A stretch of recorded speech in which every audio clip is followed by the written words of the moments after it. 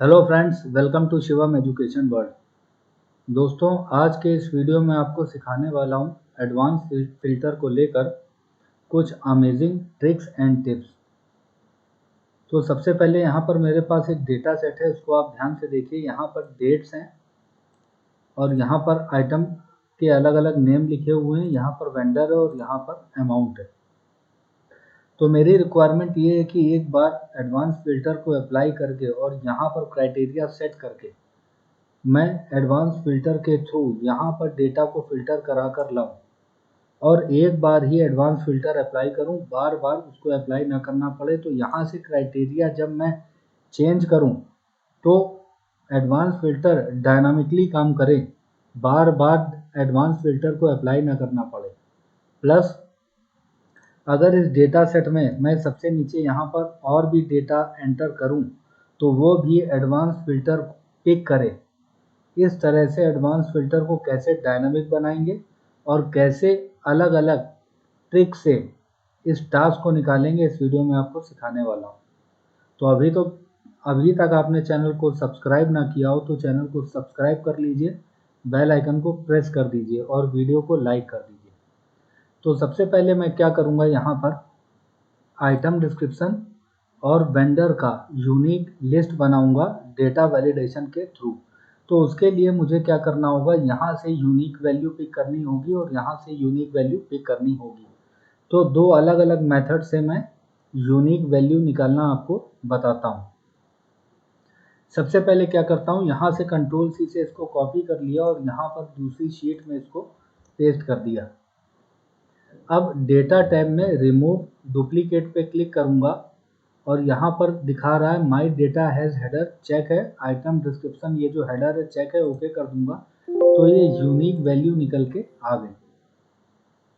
साथ ही दूसरी तरीके से मैं आपको सिखाता हूँ कि यूनिक वैल्यू एडवांस फिल्टर से भी कैसे निकाला जाता है। तो सबसे पहले क्या करेंगे, यहाँ पर कर्सर रखा, इस शीट में मुझे एडवांस फिल्टर के थ्रू यूनिक वैल्यू लानी है। तो क्या करूँगा, डेटा टैब में एडवांस पे क्लिक किया और यहाँ पर कॉपी टू अनदर लोकेशन पे क्लिक किया और यहाँ लिस्ट रेंज में इसको हटा दिया और शीट 1 में ये वाले वेंडर वाले इस कॉलम को ले लिया और कॉपी टू कहाँ पर रखना है तो यहाँ इस सेल पे क्लिक कर दिया, unique records only pay check लगा के ओके कर दिया। तो ये यूनिक वेंडर नेम निकल के आ गए, यहाँ पर देखिए। तो इन दो तरीकों से हम यूनिक वैल्यू निकाल सकते हैं। एक और तरीका होता है, मान लीजिए कि मैंने यहाँ पर यूनिक वैल्यू निकालनी है आइटम की, तो यहाँ पर मैंने किसी भी आइटम नेम पे क्लिक किया और ऑल्ट के साथ डाउन एरो प्रेस करूँगा तो यूनिक वैल्यू निकल के आ गई। इसको भी आप डेटा वैलिडेशन में टाइप करके लिस्ट बना सकते हैं। तो आइटम डिस्क्रिप्शन पे मैंने यहाँ पर सेलेक्ट किया, डेटा टैब में डेटा वैलिडेशन में आप जाएं या ऑल्ट DL प्रेस करें, अलाउ से ले लें लिस्ट और सोर्स में दे देंगे ये वाला यूनिक आइटम नेम और ओके कर देंगे तो यहाँ पर ड्रॉप डाउन बन के आ गया। इसी तरह से वेंडर, यहाँ पर कर्सर रखा, ऑल्ट DL डेटा टैब में डेटा वैलिडेशन में गया या ऑल्ट DL किया, अलाउ से लिया लिस्ट, सोर्स में मैंने दे दिया ये वाला रेंज जहाँ पर यूनिक वेंडर नेम लिखे हुए हैं और यहाँ पर ड्रॉप डाउन बन के आ गया। तो यहाँ से अगर मैं कोई आइटम पिक करता हूँ, ये वाला मैंने आइटम पिक कर लिया, अब मुझे एडवांस फिल्टर अप्लाई करना है। तो उसके लिए सबसे पहले मैं क्या कर रहा हूँ, इस जो मेरे पास सोर्स डेटा है इस रेंज को मैं टेबल में कन्वर्ट करना चाहता हूँ। क्यों? क्योंकि जब मैं नीचे डेटा रिकॉर्ड एंटर करूँ तो वो टेबल ऑटोमेटिक अपने आप को कंसीडर करके एडवांस फिल्टर में पिक करे। तो क्या करूँगा, यहाँ पर मैंने किया इसको, इस डेटा सेट में कंट्रोल A कर्सर रखा और कर दिया कंट्रोल A, ये पूरा डेटा सेलेक्ट हो गया ऊपर से नीचे तक। और इसको अब मैंने प्रेस किया control T, my table has headers में टिक लगा हुआ है, ओके कर दिया और इसको एक नॉर्मल फॉर्मेट अप्लाई कर दिया तो ये टेबल फॉर्मेट में कन्वर्ट हो गया। अब ये जो मेरी टेबल है, ये जो आप मेरी टेबल देख रहे हैं, इसका पूरे का मैं एक नामकरण करूँगा। नेमिंग रेंज क्या करूँगा मैं, या तो आप यहाँ पर फॉर्मूलाज में जाके नेम मैनेजर में डिफाइन नेम में जाके इसका नाम रख सकते हैं, या इसको पूरे को सेलेक्ट कर लिया। अब यहाँ पर देखिए फॉर्मूला बार में ये जो नेम बॉक्स है यहाँ पर इसका कोई नाम रख देंगे। मैंने नाम रखा डेटा और एंटर प्रेस कर दिया। तो अगर मैं अब देखिए यहाँ पर डेटा लिख कर एंटर करता हूँ तो ये देखिए पूरी टेबल सेलेक्ट हो गई। मैं क्या करूँगा, इस पूरी सोर्स डेटा को, इस टेबल को मैं सेलेक्ट नहीं करूँगा, मैं उसका नाम डेटा पिक करूँगा और उस नेम को ही मैं एडवांस फिल्टर में अप्लाई करूँगा। तो अब देखिए मैं क्या करूँगा, एडवांस फिल्टर अप्लाई करूँगा और उसके लिए मैं पहले एक मैक्रो रिकॉर्ड करूँगा एडवांस फिल्टर के लिए, ताकि जब मैं क्राइटेरिया चेंज करूँ तो बार बार मुझे एडवांस फिल्टर अप्लाई ना करना पड़े। तो उसके लिए मैं क्या करने जा रहा हूँ, कर्सर मैंने रख दिया यहाँ पर डेट पे, और अब मैं क्या कहाँ जा रहा हूँ, या तो आप चले जाइए व्यू में, मैक्रोज में, रिकॉर्ड मैक्रो पे, या आप शॉर्टकट में आपको सिखाता चलता हूँ, आप प्रेस कीजिए ऑल्ट टी एम आर, तो ये रिकॉर्ड मैक्रो खुल के आ गया। अब यहाँ पर एक मैक्रो में रिकॉर्ड करूँगा जिसका मैं नाम रख देता हूँ रिफ्रेश, ये मैंने नाम रख दिया रिफ्रेश। दिस वर्कबुक लिया स्टोर मैक्रो इनमें, इसी वर्कबुक में ये मैं रिकॉर्ड कर रहा हूँ और इसको बटन में अप्लाई करूँगा। कोई शॉर्टकट की मैं नहीं दे रहा हूँ। ओके कर दिया, मैक्रो मेरा रिकॉर्ड होना स्टार्ट हो गया है। यहाँ पर भी आप देख सकते हैं कि रिकॉर्डिंग स्टार्ट है।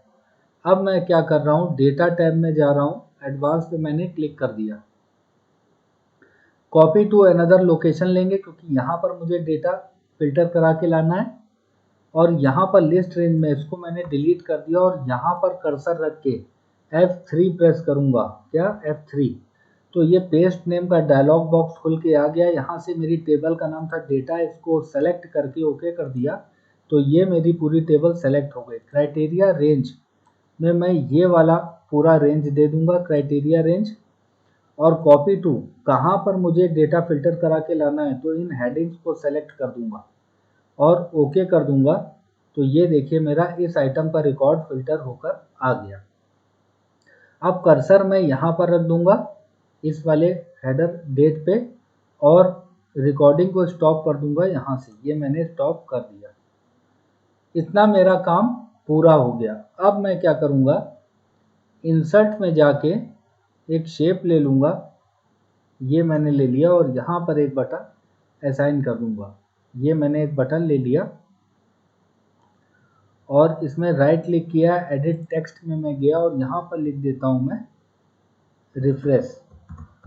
मतलब जब मैं क्राइटेरिया चेंज करूँ तो अब मुझे एडवांस फिल्टर बार बार अप्लाई ना करना पड़े, मैं रिफ्रेश वाली बटन पे क्लिक करूँगा और एडवांस फिल्टर अप्लाई हो जाएगा। इसको मैंने क्या किया, सेलेक्ट किया कंट्रोल ए से और कंट्रोल शिफ्ट ग्रेटर की से इसका साइज बढ़ा दिया और इसको मैं क्या कर रहा हूँ, इसको सेंटर अलाइन कर देता हूँ। ये मैंने कर दिया। इसको फिर से सेलेक्ट किया, फॉर्मेट में जाके इसकी कुछ फॉर्मेटिंग कर देते हैं। शेप फिल मैंने कर लिया, आउटलाइन ये कर दिया और इफेक्ट में जाके मैं सेट कर देता हूँ कोई बटन, ये मैंने ले लिया और ग्लो भी कर देता हूँ।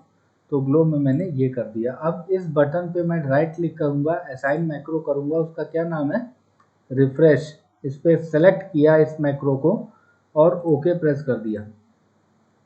तो अब देखिए यहाँ से कोई भी मैं आइटम पिक करता हूँ, करिएंडर, अब इसको रिफ्रेश पे क्लिक किया, देखिए करिएंडर का डेटा फिल्टर होकर आ गया। कोई दूसरा अगर मैं लेता हूँ ब्लैक पेपर रिफ्रेश, ये देखिए ब्लैक पेपर का डेटा फिल्टर होकर आ गया।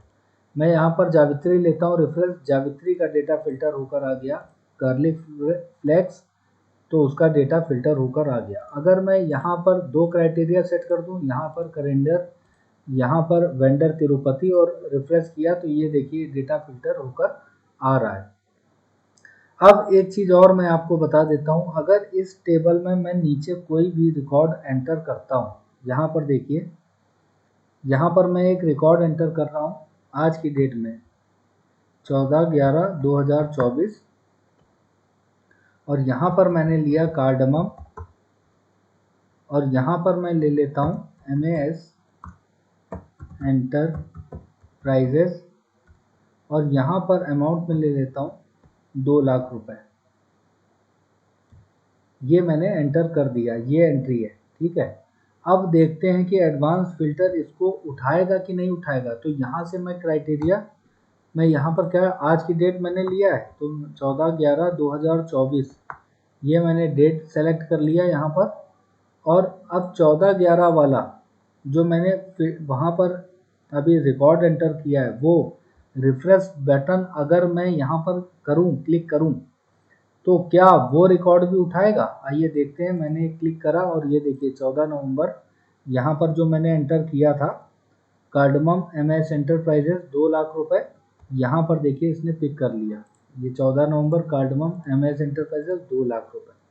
तो इस तरह से मेरा एडवांस फिल्टर डायनामिकली काम कर रहा है।